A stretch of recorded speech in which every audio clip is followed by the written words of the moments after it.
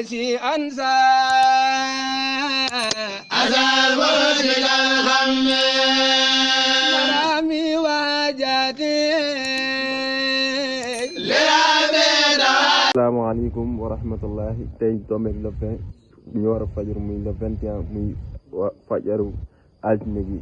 léegi waa kër Serigne Saliou waa jàmbaar Xelcom ndeysaan ñu nekk si préparation bi takk seen bagage takk mbaale oto beeg yëpp ndeysaan ni ngeen ko gisee si vidéo yi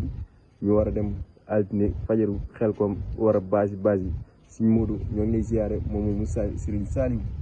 waa Serigne Saliou ñoo ngi lay nuyu di la siyaare di siyaare mbokk taalibe yëpp ak mbokk jullit yëpp waaw di leen wax ne lii mooy jàmbaare Xelcom ak kër Serigne Saliou départ bu njëkk bi lii nag bu ngeen ko gisee muy atu bi sama ginnaaw muy ndaw yi takku laxasaayu depuis démb ba tey gars yi ñu nekk si kër gi di dajale bagage yi di sarse ba ci tey si ngoon lañ sarse atu bi nii mu taxaw 5 heures incha allah ñu war a fajaru wutale Xelcom àgg daluwaay ba fas yéene defar baas yeeg lépp rek ba nga xam ne mbokk taalibe bu ñu dikkee dañuy daal di dikk rek wàcc ci daara yi bu ko defee ñuy ñaan lépp lu ñu si def rek ñu dajee seen ngërëmul sëñ bi ànd seeg jëwrin suñu Xaadim Fall jëwrin Baye Moussa ak jëwrin Sall Fall Mbatt mi nga xam ne moom lañ teg suñu kanam ñuy ànd yu doxal liggéey bi nag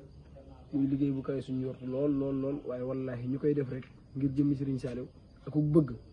waaw ndax Serigne Saliou moom moo ne bu ma jaawlee jëfi kenn nag morom ja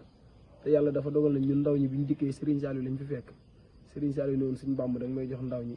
ma def ci ñoom la woon ca mag ñi doonte yow ma ko ma barkeelu ko baatu barkeelu boobu nag barkeel ba nga xam ne ndaw lu juddu Serigne Saliou ku la mujj a juddu moo lay gën a bëgg Serigne Saliou tey ko ne maa la gën a bëgg Serigne Saliou mu taxaw xeex ak yow loolu nag du Saliou lu suñu Bàmb def la ci moom ndax suñ Tuubaa ku nekk dafa am nu mu la programme Serigne Saliou ndaw yi ba tax na ñoo ngi ñaan Xelcom 2022 bi ñu yàgg koo def ay at dem si jàmm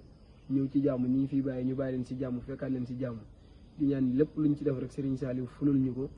dencal ñu ko ba fa fay jafe mu fay ñu ko fa si barkeb Serigne Touba di ñaanal way dawlu yi nga xam ne ñoo jiitu te heure bii daaw ñu ko daan ànd ak ñun suñu borom jéggal leen taxare leen sa àjjanay firdawsi si barke Serigne Saliou di ñaanal Serigne Mountakha Mbacké xalif général kullu murid dalak suñu borom may téeméeri at yu tàmbale ren si barkeb Serigne Saliou di ñaanal képp kuy wax ashadu an laa ilaaha illallaah wa ashadu anna muhammadu rasulullah yàlla suñu borom defal li nga bëgg nit ku nekk li nga bëgg si sa xol yaa xam yàlla ko suñu borom defal Xelcom ji ñoo ngi ciy fasal ñëpp muy jullit tijaan xaadir laayeen bàyyiwuñ kenn ñoo ngi ciy fasal ñëpp bépp jafe-jafe bu fa waay yóbbu yàlla boo ko ëndaale lu ci waay bëgg yàlla na ko suñu borom defal di ñaanal site bi nga xam ne yow yaa koy doxal muy Xelcom 221 TV yàlla na ko suñu borom boole ci mboolem site yu mag yi yàlla na ko suñu borom yëkkati ba mu sut bépp site mu féete kaw si barke Serigne Touba di ñaan yàlla nañu si da ci dëpp ngërëmul sëñ bi ndax gis nañ liggéey bi ngeen ciy liggéey image yi rafet na vidéo yi rafet na di ñaan yàlla na ko suñu borom def ba def ko ay télé ci barke borom Touba kontaan nañ jërëjëf Serigne Saliou. kon jërëjëf Serigne Modou Ngom mu Serigne Saliou Mbacké ñu nekkoon si préparation pour waajal Xelcom mi altine ñu war a dem fajar gi 5 heures du matin si liggéey war a kon si préparation pour waajal Xelcom mi altine ñu war a dem fajar gi 5 heures du matin si liggéey war a base yi war a jekkal dal yeeg yooyu yëpp war a defalaat bi nga xam ne mbokk taalibe yi incha allah rabbi ku ñëw amoo foo dal rek sooba suñu borom dañ la dalal dañ la gàttandu kon jërëjëf waa Xelcom 221 TV أنسى